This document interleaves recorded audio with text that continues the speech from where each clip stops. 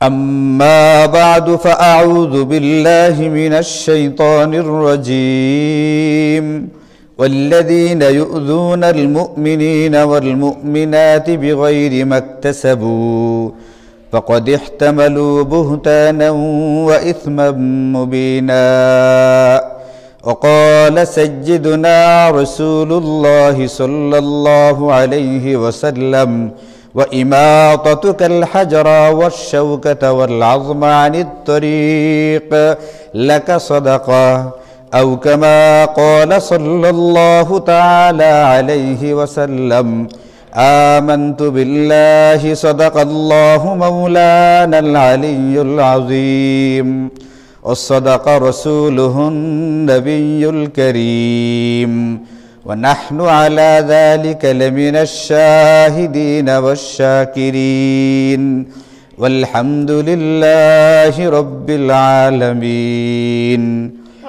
اللهم صل على محمد وعلى آل محمد كما صليت على إبراهيم وعلى آل إبراهيم إنك حميد مجيد اللهم بارك على محمد وعلى آل محمد كما باركت على إبراهيم وعلى آل إبراهيم إنك حميد مجيد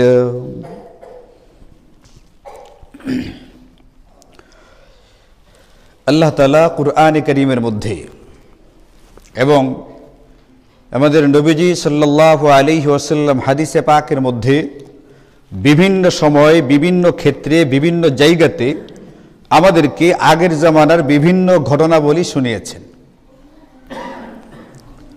ঘটনা যদি সত্য হয়, বাস্তব হয়, শিক্ষণীয় হয়, তাহলে ওই জাতীয় ঘটনার মাধ্যমেও ওই জাতীয় ঘটনা বর্ণনা করার মধ্য দিয়েও একজন মানুষকে নসিহত করা যায়, উপদেশ দেওয়া যায়, ঘটনা থেকেও শিক্ষা নেওয়া যায়।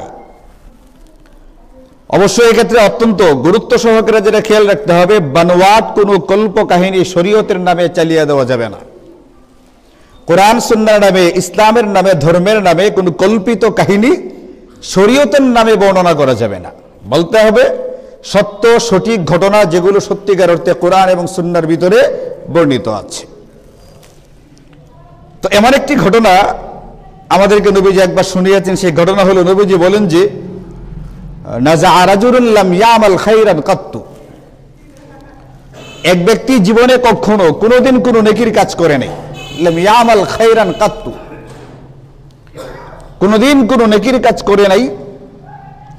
সে একটা সাধারণ কাজ মাঝে মধ্যে করত। এই কাজটা করবার কারণে আল্লাহ তাআলা ফাশাকারাল্লাহু লাহু বিহা, এই কাজ করবার কারণে আল্লাহ পাক তার শুকরিয়া আদায় করলেন। তো আল্লাহ পাকের শুকরিয়া আদায় করা মানে আমাদের মতো আলহামদুলিল্লাহ বলা, 2 রাকাত নামাজ পড়া, এরকমের না। আল্লাহ পাকের শুকরিয়া মানে হলো, যদি কোনো ব্যক্তি কোনো ভালো কাজ করে ওই কাজের মূল্যায়ন করা, আল্লাহ পাকের পক্ষ থেকে ওই কাজের পুরস্কার দেওয়া।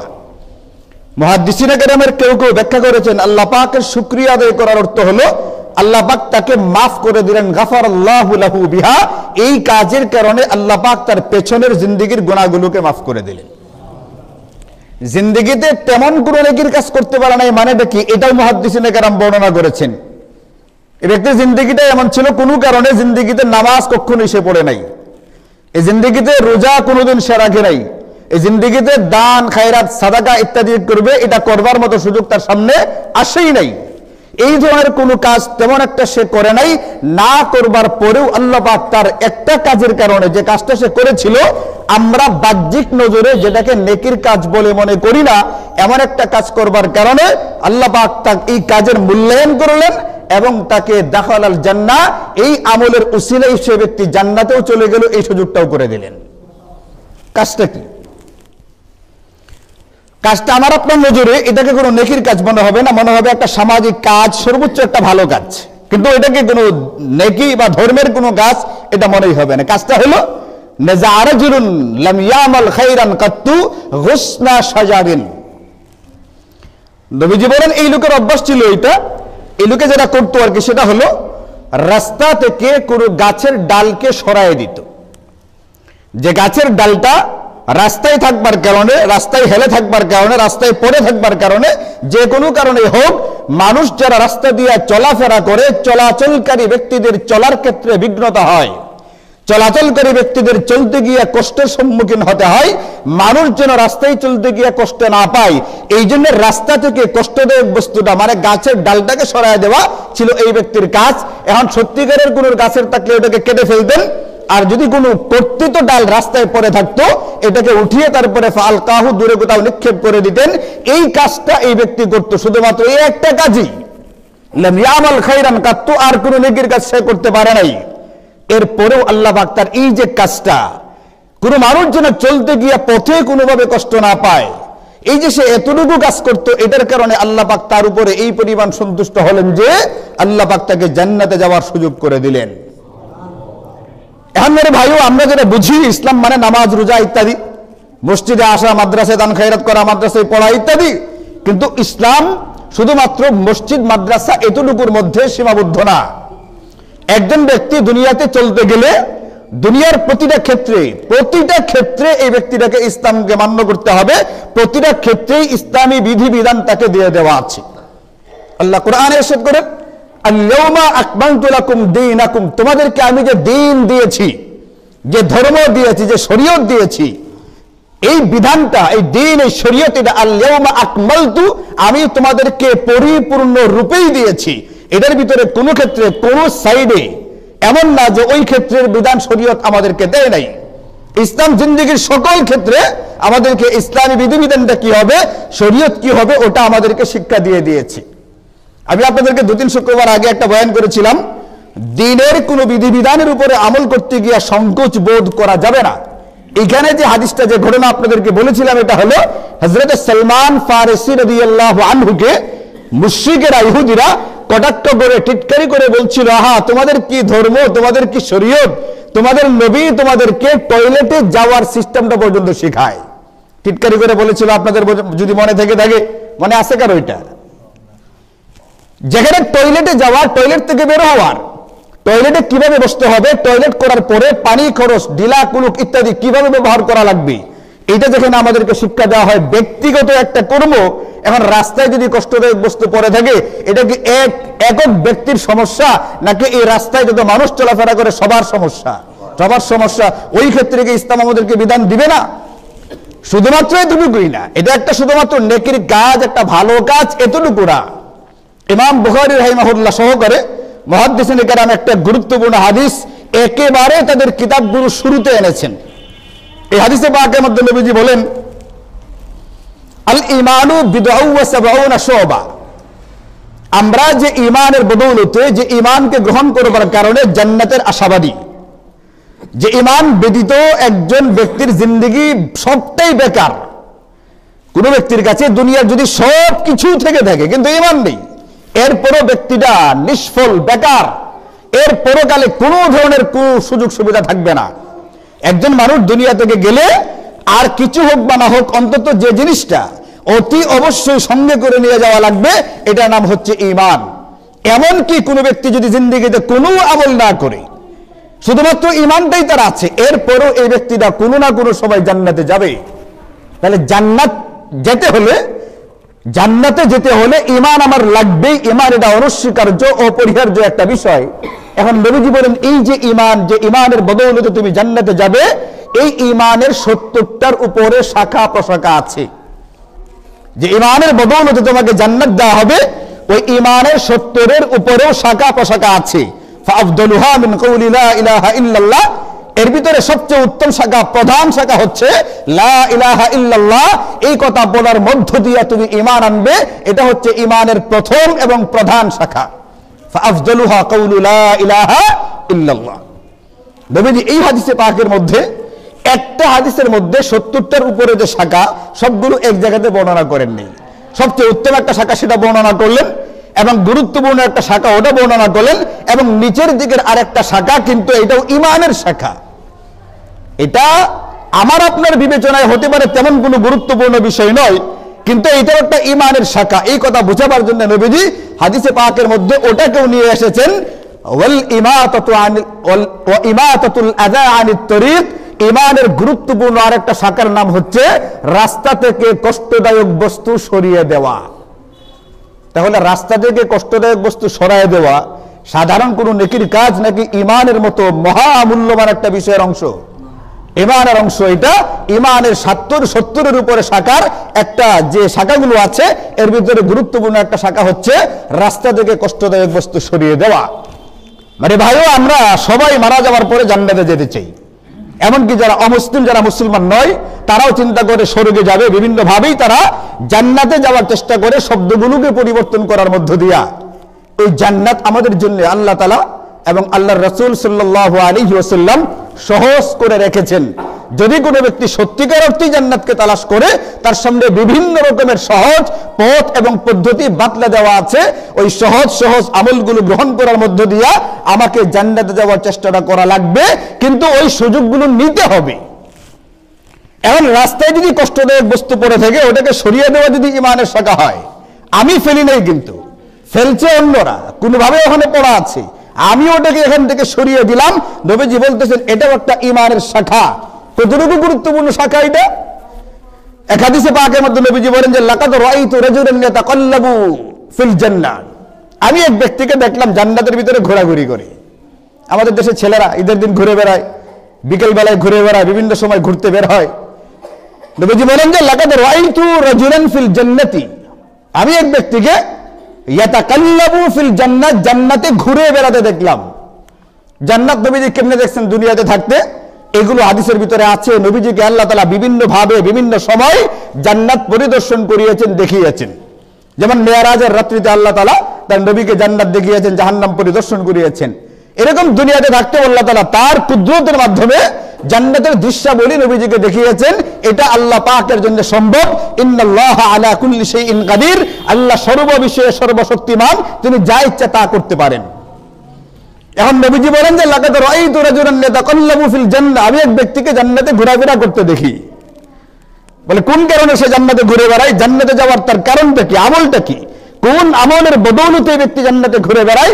নবীজি বলেন যে ফি শাজারাতিন কাতাআহা আন মিন যুহরিল মুসলিমিন, মুসলমানরা যে রাস্তা দিয়ে চলাফেরা করত ওই রাস্তায় একটা গাছ ছিল, কানাত তুযিন নাস, যে গাছের কারণে মানুষদের কষ্ট হইতো, চলাফেরায় অসুবিধা হইতো, এই ব্যক্তি ওই গাছের ডালটাকে কেটে দিয়েছিল। অনেক কঠিন, অনেক গুরুত্বপূর্ণ কোনো বিষয় না, একেবারে সহজ একটা আমল। জান্নাতে যাওয়ার সহজ রাস্তাগুলো আল্লাহর রাসূলের পক্ষ থেকে আমাদেরকে বলে দেওয়া আছে।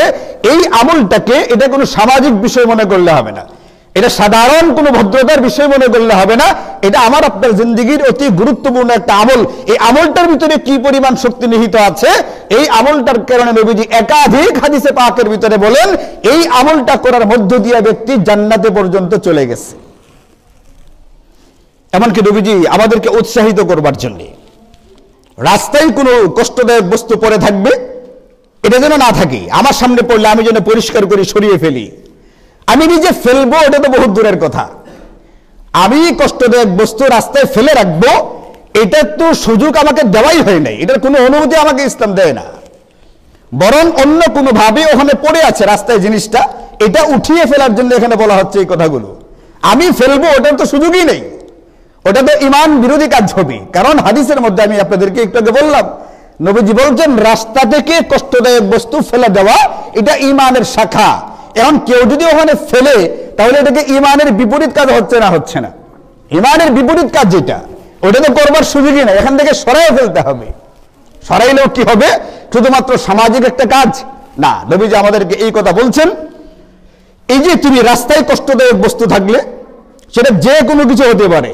রাস্তায় কষ্টদায়ক বস্তুটা কি, এই ব্যাপারে ইমাম নববী রাহিমাহুল্লাহ হাদিসে পাকের এই ব্যাখ্যা করেছেন অংশটার, যে কষ্টদায়ক বস্তুটা কি।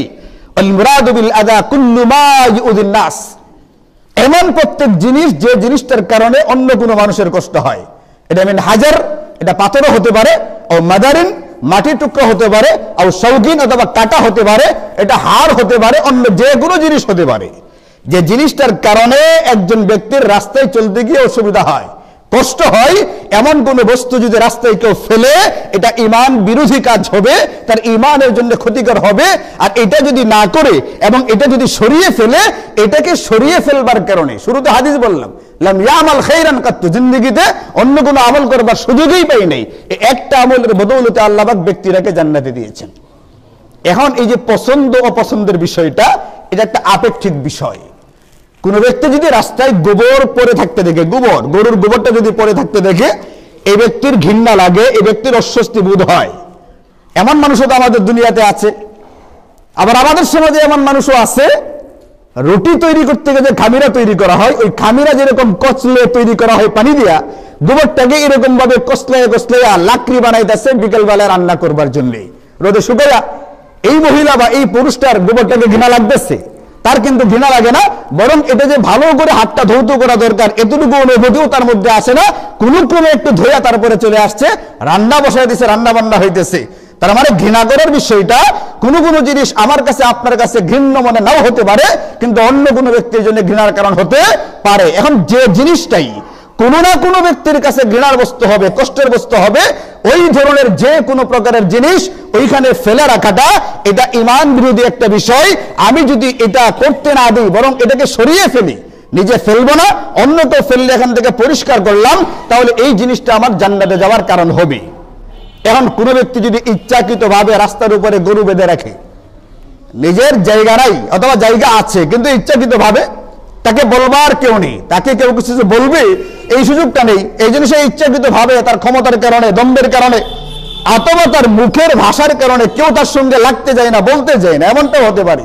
ইচ্ছাকৃতভাবে রাস্তার উপরে গরু বেঁধে রাখলো, রিক্সা গাড়ি ইত্যাদি চলতে গিয়ে অসুবিধা হয়, এরপরে কোনো কারণে যদি একটা অ্যাক্সিডেন্ট খালি হয়, ছোট বাচ্চা মোটরসাইকেলের সঙ্গে লাগলো, গরুর বাচ্চা দেখবেন হওয়ার পরে এটা খুব ছোটাছুটি করে, দৌড়াদৌড়ি করে লাগলো মোটরসাইকেলের সঙ্গে, রিক্সার সঙ্গে, সাইকেলের সঙ্গে, দোষ কার হবে, গরুওয়ালা না সাইকেলওয়ালা? দোষ কার, সাইকেলওয়ালা না গরুওয়ালা? আসলে দোষটা কার? গরুওয়ালার। ঈমান বিরোধী কাজ করেছে সে রাস্তায় গরু বেঁধে, ঈমান বিরোধী কার্যকলাপ করেছে রাস্তায় গরুকে ছেড়ে দিয়ে, একবার মুরগি কবুতর ইত্যাদিকে ছেড়ে দিয়ে।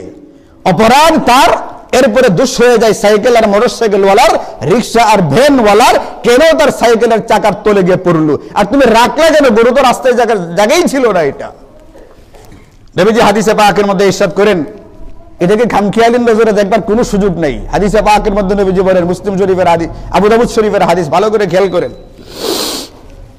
নবীজি বলেন যে ইত্তাকুল লাআনাইন, লানত ডেকে আনি, আল্লাহ পাকের অভিসম্পাদ ডেকে আনে এমন দুটা বিষয় থেকে তোমরা নিজেদেরকে হেফাজত করো। আল্লাহ পাকের পক্ষ থেকে লানত বা অভিসম্পাদ ডেকে আনে সাধারণ কোনো অপরাধ এটা না, গুরুতর বিষয়। এই জন্য নবীজি গুরুত্ব দিয়ে হাদিসের মধ্যে ইরশাদ করেছেন, আর মুহাদ্দিসিনে কেরাম এই জাতীয় হাদিসগুলোকে হাদিসের কিতাবের মধ্যে এনেছেন।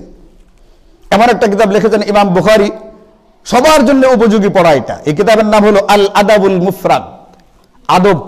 আল আদাব মানে আদব, বাংলাতে আমরা আদব কায়দা বলি না, বলো আরবি শব্দ আল আদাব। আদব এটা ইসলামের অতি গুরুত্বপূর্ণ একটা জিনিস, শিষ্টাচার, ভদ্রতা, অনেক গুরুত্বপূর্ণ জিনিস। এই জন্য এইটাকে নিয়ে আলাদা মুহাদ্দিসিনে কেরাম শুধু এই বিষয়টাকে নিয়ে আলাদা করে হাদিসের কিতাবগুলোর ভিতরে অধ্যায় তো আছেই, ভিন্ন আলাদা স্বতন্ত্র কিতাব পর্যন্ত রচনা করেছেন। বুখারী শরীফ এটা নিজে নিজে পড়তে গেলে কারো কারো করায় অসুবিধা হবে, এটা অন্য একজন উস্তাদের মাধ্যমে পড়তে হবে। ইন্নামাল ইলমু বিত্তাআল্লুম, ইমাম বুখারী নিজেই এই কিতাবের ভিতরে বলছেন, ইলম হাসিল হয় শিক্ষা এবং শিখানোর মধ্য দিয়া। এটা নিজে নিজে কিতাব পড়ে ফেললে হবে না। কিছুদিন আগে বলেছিলাম আপনাদেরকে, তাফসীরের কিতাব যার তার কিতাব পড়া যাবে না, নিজে নিজে পড়ে ফেলতে পারবে না। এখন সবার জন্য উপযোগী হয় এমন কিছু কিতাবও আছে, ওইগুলো পড়তে গেলে উস্তাদ লাগবে। আবার সবাই পড়তে পারে এমন কিছু কিতাবও আছে। এর ভিতরে একটা কিতাবের নাম হচ্ছে আল আদাবুল মুফরাদ, ইমাম বুখারীর লেখা। এই কিতাব প্রত্যেকটা মুসলমানের পড়া উচিত, এই কিতাব প্রত্যেকটা মুসলমান তার বাচ্চাকে শোনানো উচিত, এই কিতাবটা প্রত্যেকটা মুসলমানের ঘরে থাকা উচিত। আদব শিখাইছেন এখানে, তিনি হাদিস নিয়ে আসছেন, নবীজির হাদিস। ইত্তাকুল লাআনাইন, এমন দুটো জিনিস থেকে নিজেদেরকে হেফাজত করো, ভয় করো, সতর্ক থাকো, যে দুইটা জিনিসের কারণে তুমি তোমার নিজের উপরে লাআনতকে ডেকে আনো। একটা কি? আল্লাযী দাখাল্লাহু ফিন নাস ফি তরিকিন নাস, মানুষের চলাচলের রাস্তায় পেশাব পায়খানা করে। আমাদের সমাজে কি এমন মানুষরা রাস্তার পাশে বসে পেশাব করতে বসে গেছে, দেখেন নাই কোনোদিন? নবীজি হাদিসের ভিতরে এমনি এমনি বলছেন না, আছে এটা। রাস্তার পাশে পেশাব পায়খানা করতে বসে গেছে। পায়খানা করলে ঘৃণা লাগে, এটা তো সাধারণ বিষয়। পেশাবটাকে সবার লাগে কি লাগে না?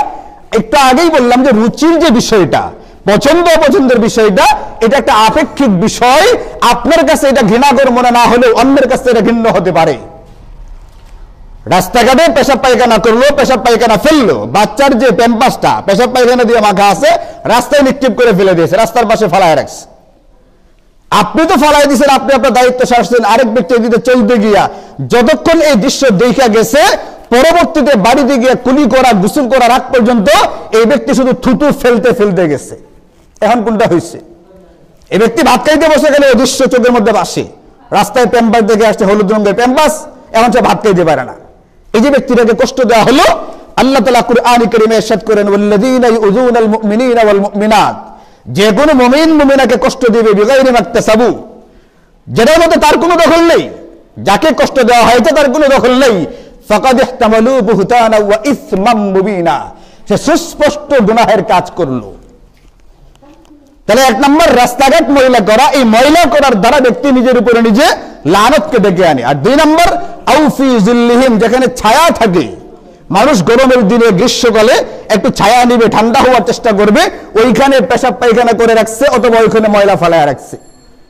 ছায়ার গুরুত্ব কতটুকু আপনি কিন্তু এখন বুঝবেন না, এখন রোদ্রের গুরুত্বটা বুঝে আসতেছে। কিন্তু গতকালকে ব্যাপারে পড়লাম 2024 হবে, ইতিহাসের রেকর্ড করা গরম পড়বে, এই ধরনের গরম সামনে আসতেছে, তখন আপনার বুঝে আসবে ছায়ার গুরুত্ব কতটুকু। আল্লাহ তাআলা আমাদেরকে অতি গরম থেকে হেফাজত করুন।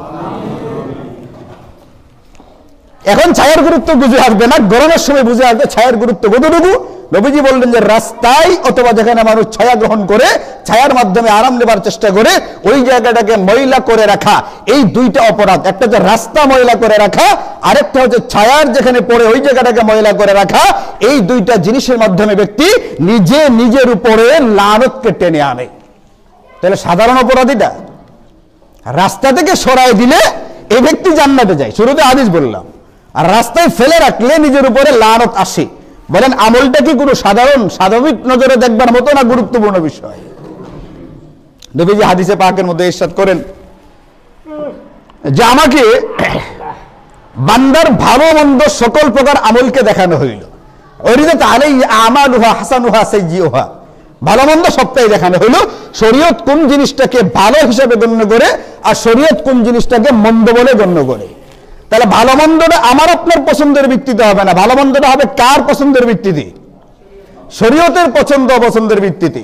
শরীয়ত যেটাকে ভালো বলবে সেটা ভালো, শরীয়ত যেটাকে মন্দ বলবে সেটা মন্দ। আমি আপনি মনে মনে একটা ভাবলি ওটা কি হবে না যথেষ্ট? এই মনে মনে ভাবনার কারণেই তো সারা দেশে গন্ডগোল চলতেছে গত কয়েকদিন ধরে, অনলাইন অফলাইন। আগে তো আপনাদের জানা ছিল না, এখন জানবার কথা এটা। এমনকি শিক্ষা মন্ত্রণালয় থেকে 5 সদস্যের একটা বিশেষ কমিটি গঠন করা হয়েছে। আপনাদেরকে আমি কিন্তু 1 মাস আগে বলেছিলাম, 7ম শ্রেণীর ইতিহাস এবং জীববিজ্ঞান বইয়ের ভিতরে শরীফ শরীফার গল্প, ট্রান্সজেন্ডারের গল্প আপনাদেরকে আমি আরো 1 মাস আগে শোনাইছি। যদি কেউ খেয়াল করে শুনে দেখেন, আপনাদের মনে থেকে থাকে।